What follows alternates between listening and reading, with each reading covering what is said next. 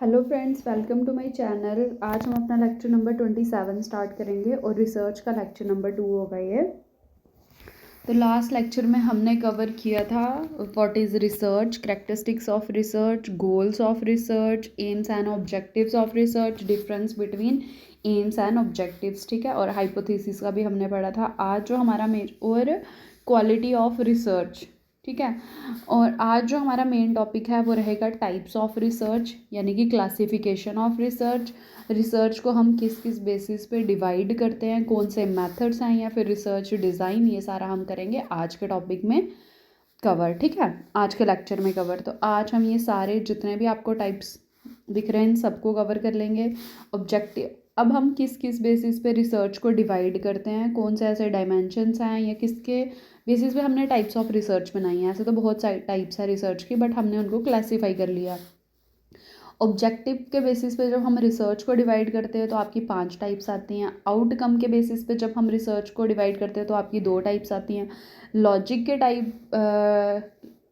के टाइप पे जब हम क्या करते हैं, लॉजिक के बेसिस पे रिसर्च को डिवाइड करते हैं तो 2 टाइप्स आती हैं आपकी। प्रोसेस के बेसिस पे भी 2 टाइप्स, इंक्वायरी के बेसिस पे 2 टाइप्स, और आइडिया और कंसेप्ट के बेसिस पे भी रिसर्च को डिवाइड करेंगे तो 2 टाइप्स की आपकी रिसर्च आ जाएंगे, रिसर्च मेथड आ जाएंगे, ठीक है।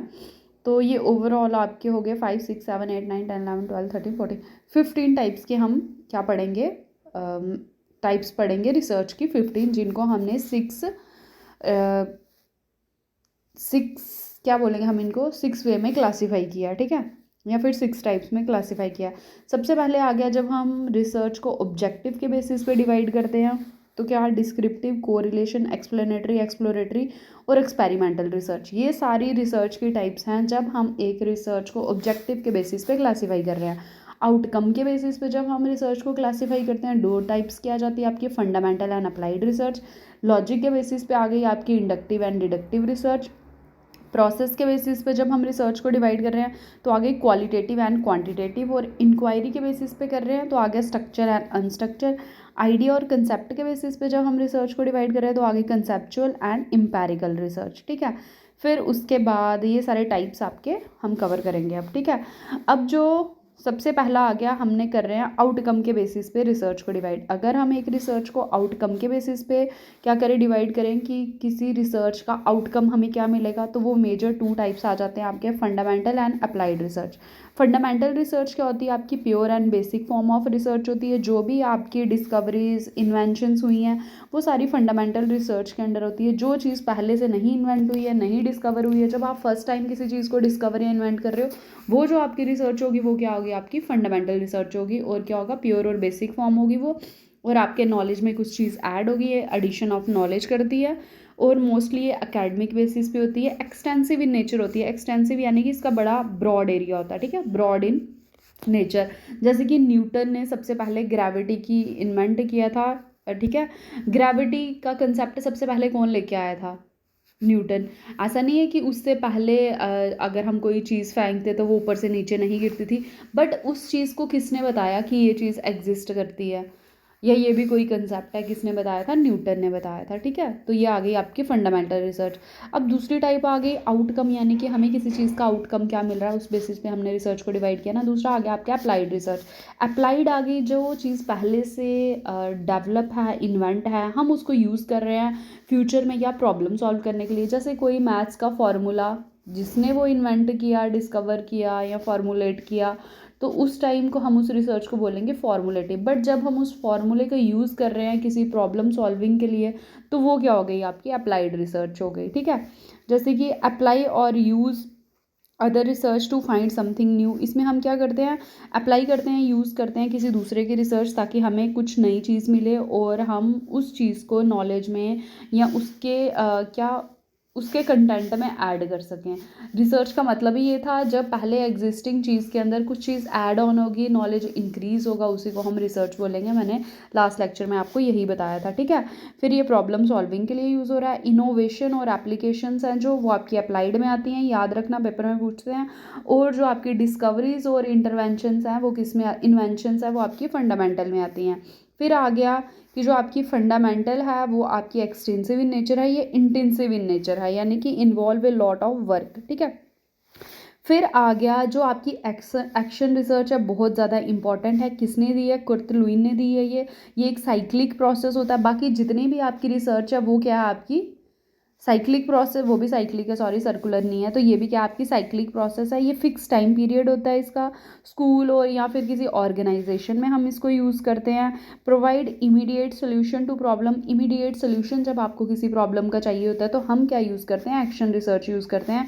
ये कोलैबोरेटिव और पार्टिसिपेटरी नेचर होती है, यानी कि बहुत सारे लोगों को एक साथ लेके हम इसमें चलते हैं और सेल्फ इवैल्यूएशन इसमें पॉसिबल है। ठीक है, अब इसका साइकिल होता है, कभी कभी सिंपल साइकिल पूछ लेते हैं, साइकिल ऑफ किसका?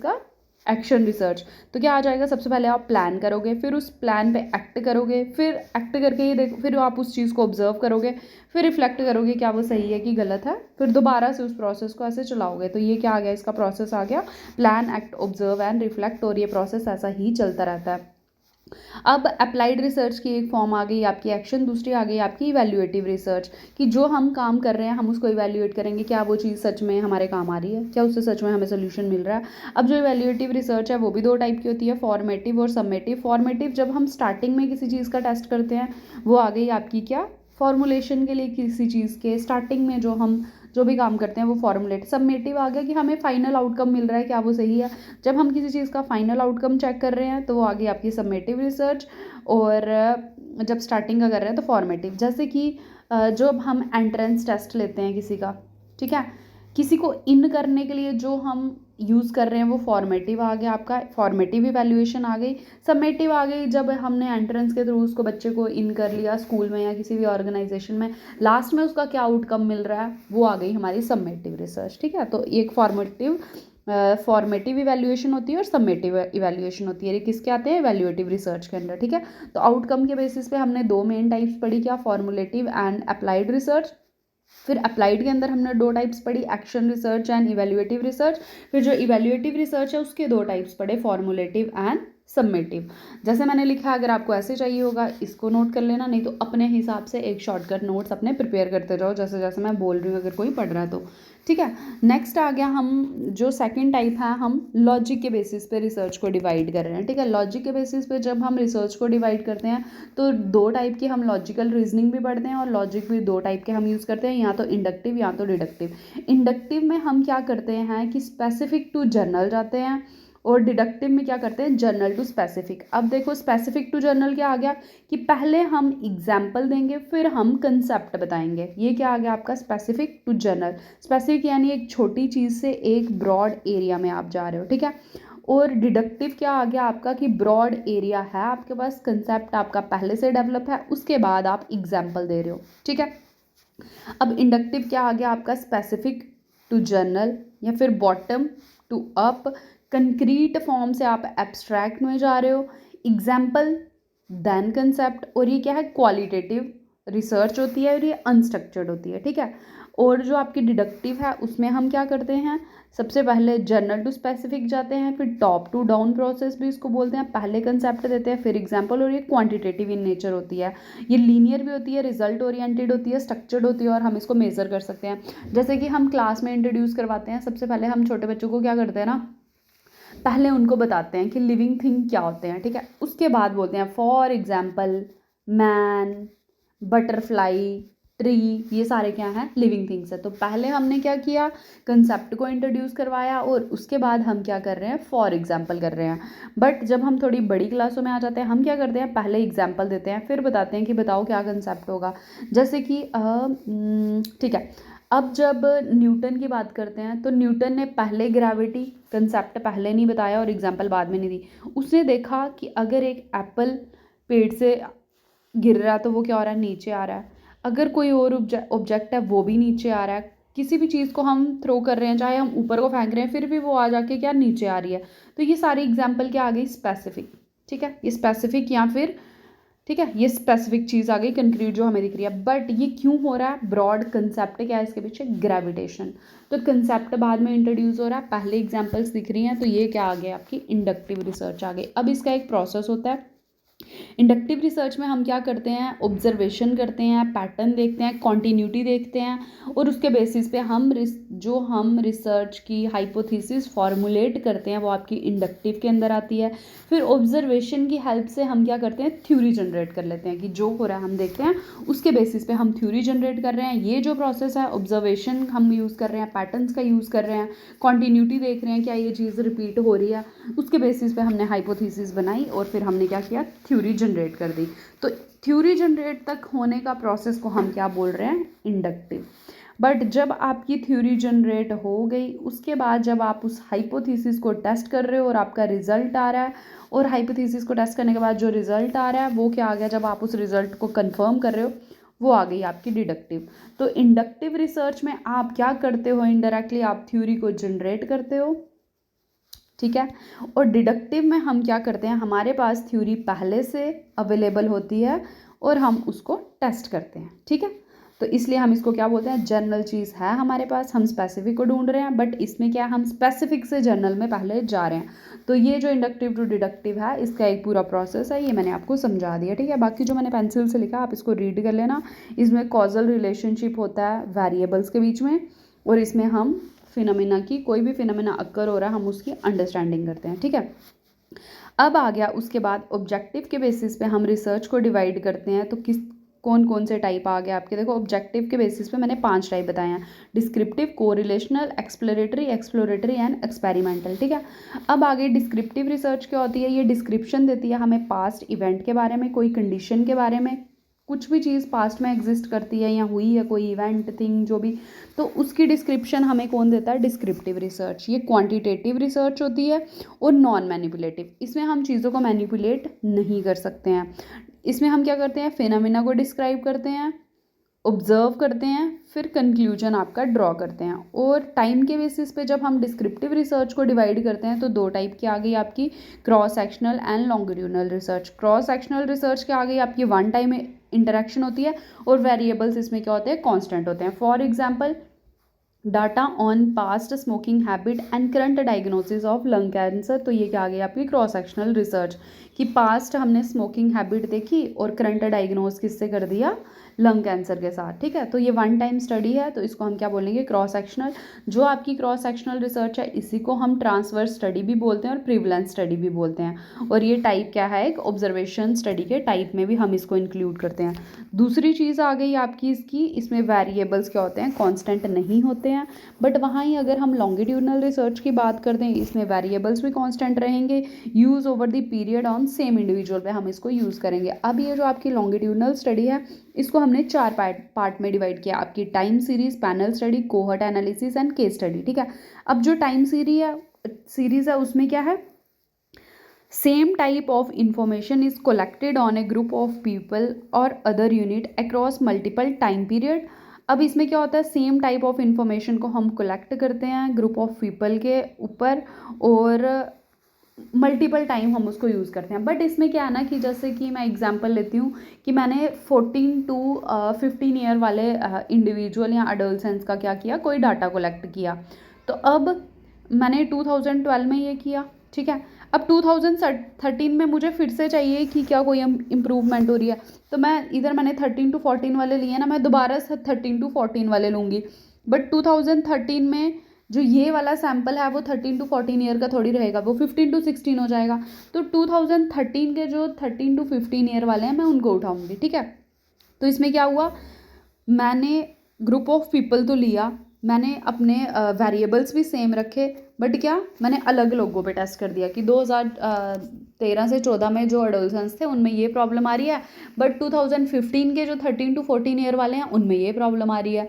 या फिर कुछ और प्रॉब्लम ले ली, जैसे मैंने आपको ये बताया कि जैसे एक टाइम मैंने स्टडी करी तो मैंने क्या ले लिया, पास्ट स्मोकिंग हैबिट की वजह से लंग कैंसर, ये पास्ट स्मोकिंग हैबिट और लंग कैंसर मैंने लिया। बट हो सकता है नेक्स्ट टाइम लंग कैंसर के ऊपर ही मैं रिसर्च कर रही हूँ, बट मैं स्मोकिंग हैबिट ना लूँ, मैं इधर कुछ उनकी ईटिंग हैबिट ले लूँ या फिर उनकी स्लीपिंग हैबिट ले लूँ, ठीक है। तो इसमें क्या होता है, वेरिएबल कांस्टेंट नहीं रहते हैं, चेंज हो सकते हैं। बट वहाँ जब हम पैनल स्टडी की बात कर रहे हैं, बट ये क्या हो रहा है, हम जो स्टडी कर रहे हैं वो किस पे कर रहे हैं, लंग कैंसर पे ही कर रहे हैं, इसलिए लॉन्गिट्यूडनल में आ रही है, टाइम सीरीज़ में आ रही है, ठीक है। बट जब हम पैनल स्टडी की बात कर रहे हैं, वहाँ हमारे पास क्या होना चाहिए, exactly same people, same organisation, same group. यहाँ पे वेरिएबल्स जो है कांस्टेंट रहेंगे, और सेवरल टाइम बहुत बारी इम्पॉसिबल सी चीज़ें हो जाती हैं कि हम उस चीज़ को परफॉर्म कर पाएँ और सेम लोग हमें मिले ना मिलें, ठीक है। कोहोर्ट एनालिसिस में आ गया, study A category of people who share similar life experience, जैसे कि कोविड-19 वाली आ गए लोग या पॉपुलेशन जिन्होंने वो चीज़ फेस करी है, कोई टेररिस्ट अटैक वाले आ गए, या कोई भी चीज़ जिन्होंने लाइफ सिचुएशन कोई शेयर करी है। फिर आ गया लास्ट केस स्टडी। तो केस स्टडी क्या है, इन डेप्थ स्टडी होती है, इसलिए हम इसको लॉन्गिट्यूडनल में लेते हैं। इधर हम मतलब कहाँ पे कोई पैदा हुआ, कहाँ पे उसकी एजुकेशन कंप्लीट हुई, क्या हैबिट्स थी, किस वजह से कोई प्रॉब्लम हुई है, या जो भी वो चीज़ें फेस कर रहा है उसके, हम किसी भी चीज़ के लिए पढ़ रहे हैं तो उसका हम लॉन्ग टर्म प्रोसेस को स्टडी करते हैं। तो ये तीनों चारों किसके टाइप आ गए आपके, लॉन्गिट्यूडनल रिसर्च के या स्टडी के। नेक्स्ट डिस्क्रिप्टिव आ गई आपकी किसके बेसिस पे, historical and philosophical research. Historical research क्या आपकी, रिसर्च ऑन एविडेंट और इंसिडेंट। जब हम किसी एविडेंट या इवेंट या फिर इंसिडेंट पे रिसर्च कर रहे हैं वो आपकी हिस्टोरिकल आ गई। फिलोसफिकल आ गई जब किसी की आइडियोलॉजी पे हम रिसर्च कर रहे हैं, जैसे कि रिसर्च ऑन डांडी मार्च। तो डांडी मार्च एक इवेंट या इंसिडेंट है, बट महात्मा गांधी की आइडियोलॉजी क्या है, एक इंडिविजुअल की आइडियोलॉजी की बात कर रहे हैं। तो जो इवेंट हुआ है, ये डांडी मार्च भी तो गांधी जी से रिलेट करता है, बट आइडियोलॉजी में इनकी लाइफ की सारी बायोग्राफी टाइप सब आ जाएगा कि वो क्या विचार रखते थे। बट हिस्टोरिकल रिसर्च क्या आ गया कि कोई इवेंट जो उनके टाइम का हुआ है, जैसे डांडी मार्च, तो ये किस में आ गया, हिस्टोरिकल रिसर्च में आ गया। अब आ गई एक्सपोज फैक्टो। एक्सपोज फैक्टो क्या रिसर्च होती है, predict cause on the basis of action that have occur. हम कॉज को प्रिडिक्ट करते हैं किसके बेसिस पे, जो चीज़ हो चुकी है उसके बेसिस पे हम कॉज को क्या करते हैं, प्रिडिक्ट करते हैं। और ये भी नॉन मैनिपुलेटिव होती है, जैसे कि for example law passed in 1994। कोई लॉ पास हुआ 1994 में, किस बेसिस पे हुआ, कि कुछ चीज़ कोई एक्ट हुआ था 1989 में। तो 89 में कोई चीज़ हुई थी, यानी कि कोई प्रीवियस या कोई एक्ट था, इवेंट था, उसके बेसिस पे 1994 में जो लॉ बन रहा है तो उसको हम एक्सपोज फैक्टो ही बोलेंगे, ठीक है। और ये ज़्यादातर सोशल साइंसेस में होता है या फिर बिजनेस ऑर्गेनाइजेशन में इस रिसर्च को हम कंडक्ट करते हैं। फिर आ गई आपकी नेक्स्ट पार्ट आ गया एक्सप्लेनेटरी एंड एक्सप्लोरेटरी। एक्सप्लेनेटरी में हम किस टाइप के क्वेश्चंस को आंसर देते हैं, how, why, between, two aspect of situation, जैसे why and how stress led to heart disease, कि क्यों और कैसे क्या कहते हैं, स्ट्रेस की वजह से हार्ट डिजीज़ हो सकते हैं। तो इस टाइप के हम एक्सप्लेनेटरी में यानी कि चीज़ों को एक्सप्लेन कर रहे हैं। एक्सप्लोरेटरी में हमारी आ जाती हैं पायलट स्टडीज़, जो हम छोटे लेवल पे स्टडी करते हैं, फिर बाद में हम उसको एक्सप्लोर करते हैं, ठीक है।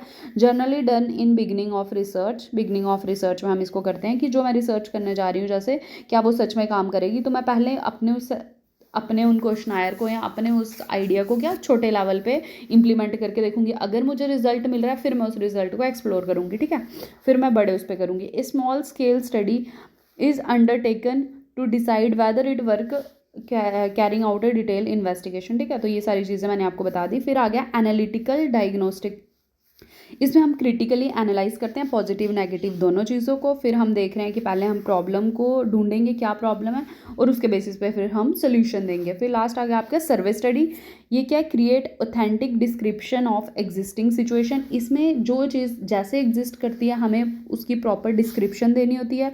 Phenomena that help carrying out situational analysis, वो चीज़ बताएंगे जिससे हम सिचुएशन जैसे चल रही है उसको एनालाइज कर सकें और हम प्रॉब्लम को डायग्नोज करें, और फिर हम क्या करें, उसके रिलेटेड क्या सोल्यूशन प्रोवाइड करें या कोई प्लान बनाएं कि चीज़ें सही हों, ठीक है। तो ये सारे किसके अंडर आ जाते हैं, आपके सर्वे स्टडी के अंडर आ जाती है। फिर उसके बाद नेक्स्ट है आपका कोरिलेशनल स्टडी। देखो कोरिलेशनल स्टडी आज करवा देती हूँ, एक्सपेरिमेंटल कल करवाऊंगी, और इंक्वायरी वाला भी आज करवा देती हूँ, ठीक है। अब देखो जो कोरिलेशनल स्टडीज़ है ना, इसमें क्या होता है, रिलेशनशिप बिटवीन टू वेरिएबल, दो वेरिएबल के बीच में हम रिलेशनशिप देखते हैं। यहाँ मैं कोरिलेशनल स्टडीज़ बता रही हूँ। जब हम कोरिलेशन पढ़ेंगे, जो आपके पेयर्सन कोरिलेशन, मल्टीपल कोरिलेशन, उनके टाइप्स, अजम्पशंस, वो हम आगे जाके पढ़ेंगे स्टार्ट में। इधर मैं आपको बिल्कुल बेसिक बता रही हूँ, ठीक है। तो जो कोरिलेशन होता है, इसमें हम क्या करते हैं, दो वेरिएबल्स के बीच का कोरिलेशन देखते हैं। वो पॉजिटिव हो सकता है, नेगेटिव भी हो सकता है। जो पॉजिटिव कोरिलेशन होगा वो पैरेलल होगा, जो नेगेटिव होगा वो इन्वर्स होगा, ठीक है। और इसकी रेंज कहाँ से कहाँ तक रहती है, -1 से +1। अब जितना 1 के पास, अब जैसे ये है 0, ये आ गया -1, ये आ गया +1। अब इधर जितना 1 के पास कोई वैल्यू एग्जिस्ट करेगी वो उतना ज़्यादा नेगेटिव होगा, जितनी प्लस के पास एग्जिस्ट करेगी वो उतना ज़्यादा नेगेटिव होगा। तो जितने ज़्यादा चांसेस हैं कि 1 के पास वैल्यू एग्जिस्ट कर रही है 0 to -1, जितना 1 के पास होगा उतना स्ट्रॉन्ग नेगेटिव होगा, और +1 के पास अगर एग्जिस्ट कर रही है तो उतना स्ट्रॉन्ग पॉजिटिव होगा। ठीक है, तो ये दो वैल्यूज़ के बीच में हम कोरिलेशन देखते हैं। डिग्री ऑफ कंट्रोल हम इसमें किस में बोलते हैं, क्या किसको बोलते हैं, कंट्रोल्ड वेरिएबल को बोलते हैं। ठीक है, तो जो हम एक्सपेरिमेंटल रिसर्च एंड वेरिएबल्स हम कल डिटेल में पढ़ेंगे। ठीक है, और उसके बाद आ गया आपका इंक्वायरी के बेसिस पे हम रिसर्च को डिवाइड करते हैं 2 पार्ट में, स्ट्रक्चर्ड एंड अनस्ट्रक्चर्ड। जो स्ट्रक्चर्ड है उसको हम क्वांटिटेटिव रिसर्च बोल रहे हैं, जो अनस्ट्रक्चर्ड है उसको क्वालिटेटिव बोल रहे हैं। जो क्वांटिटेटिव है वो डिडक्टिव होती है, इसमें हम हाइपोथेसिस को टेस्ट करते हैं, लीनियर रिसर्च बोलते हैं। ये start with testing hypothesis, data की कलेक्शन होती है, एनालाइज करते हैं डाटा को, एक्सेप्ट या रिजेक्ट करते हैं किसको, हाइपोथेसिस को, और ये रिजल्ट ओरिएंटेड होती है। वहाँ अगर हम क्वालिटेटिव रिसर्च की बात करें तो इसमें हम हाइपोथेसिस को फॉर्मुलेट करते हैं। टेंटेटिव हाइपोथेसिस क्या होता है आपका, टेंटेटिव स्टेटमेंट या सोल्यूशन। डेप्थ स्टडी होती है ये, इसमें हम questionnaires are not considered suitable क्योंकि ये क्वालिटेटिव है। होलिस्टिक पर्सपेक्टिव को इंक्लूड करते हैं और सोशल साइंसेस में यूज़ होते हैं। इसके बहुत सारे मेथड हैं क्वालिटेटिव के, वो आगे आपके in depth, interview, focus group, narrative studies. Narrative research में हम क्या करते हैं, रिव्यू ऑफ लिटरेचर करते हैं, पुरानी चीज़ों से देखते हैं कि क्या क्या काम हो चुका है। फिनोमिनोलॉजी में क्या आ गया आपका, हाउ वन और more individual experience a phenomena, कि एक इंडिविजुअल या एक से ज़्यादा अगर कोई सिचुएशन हो गई, कोई इवेंट हो गया, तो क्या सारे इंडिविजुअल एक जैसा उसको परसीव कर रहे हैं या क्या अलग अलग वो किसी सिचुएशन को परसीव कर रहे हैं। केस स्टडी जो मैंने आपको पहले बता दिया, इन डेप्थ स्टडी, उसको हम क्वालिटेटिव रिसर्च में भी करते हैं। एक आ गया आपका इथनोग्राफी। इथनोग्राफी में क्या होता है, रिसर्चर ऑब्जर्व और interact with A study participant in their real life situation, कि रियल लाइफ सिचुएशन में क्या करता है, ऑब्जर्वर इंटरेक्ट करता है किसके साथ, जो भी उसकी स्टडी हो रही है। या तो कभी कभी वो अपनी आइडेंटिटी बिल्कुल नहीं बताता, और कभी कभी लोगों को पता होता है कि ये कोई रिसर्चर है। ठीक है, जब वो किसी चीज़ के लिए सर्च कर रहा होता है, और ये बड़ी thick research description over relative small area पे हो सकती है, क्योंकि एक लार्ज एरिया पे रह के किसी चीज़ का पता करना, जैसे कि मेरे को दून यूनिवर्सिटी के बारे में पता करना है, तो मैं पूरी यूनिवर्सिटी का तो पता नहीं कर सकती, बट मैं पर्टिकुलर किसी एक क्लास में स्टूडेंट बन के घुस जाऊँ और फिर मैं उस चीज़ पे काम करूँ। या तो मैं अपनी आइडेंटिटी पहले बता दूँ कि मैं रिसर्चर हूँ, फिर मैं उन लोगों के साथ रह के काम कर रही हूँ, या फिर मैं उनको बिल्कुल नहीं बताऊँ और क्या मैं उनके बीच में रह के किसी चीज़ पर रिसर्च कर रही हूँ कि उनकी मतलब टीचर को लेके कैसी परसेप्शन है, स्टूडेंट्स को लेके या यूनिवर्सिटी को लेके, इस टाइप की रिसर्च। ठीक है, और ये क्वालिटेटिव का टाइप है, इंडक्टिव है, एक्सप्लोरेटरी और लॉन्गिट्यूडनल रिसर्च के अंदर भी आती है आपकी क्या, इथनोग्राफी। फिर आगे कंटेंट एनालिसिस, इसमें हम कोई भी टेक्स्ट होता है उसको एनालाइज करते हैं। ग्राउंडेड थ्योरी में क्या होता है, involve the construction of hypothesis and theories through collection and analysis of data. सबसे पहले हम क्या करते हैं, कंस्ट्रक्ट करते हैं हाइपोथेसिस, फिर थ्योरी को जनरेट करते हैं, डाटा कलेक्ट करते हैं, उसको एनालाइज करते हैं। ठीक है, ये इंडक्टिव रीजनिंग को इन्वॉल्व करती है, और एम इसका मेन क्या होता है, थ्योरी को डेवलप करना। Role play, simulation, diary method, also ये सारे क्या हैं, क्वालिटेटिव रिसर्च के ही टाइप्स हैं। ठीक है, तो आज हमने जो कवर किया है वो क्या आ गया हमारा, हमने सारे maximum types of research cover कर लिए, बट मुझे लग रहा है जो क्वालिटेटिव टाइप है इसको मेरे को डिटेल में एक और लेक्चर लेके आना चाहिए। अगर आना है तो आप मुझे बोल देना, नहीं तो मैं डायरेक्ट नेक्स्ट पे जंप कर दूंगी। और अब जो हमारा एक टॉपिक बचा है वो है एक्सपेरिमेंटल रिसर्च एंड वेरिएबल्स, इसको मैं नेक्स्ट लेक्चर में लेके आऊँगी, एक्सपेरिमेंटल रिसर्च एंड वेरिएबल, और उसके बाद हम आ जाएंगे अपने प्रोसेस ऑफ रिसर्च पे। ठीक है, अगर आपको वीडियो अच्छी लगी होगी तो लाइक करना, चैनल को सब्सक्राइब करना और वीडियो को शेयर भी करना। नोट्स के लिए टेलीग्राम लिंक को ज्वाइन करना। Thank you.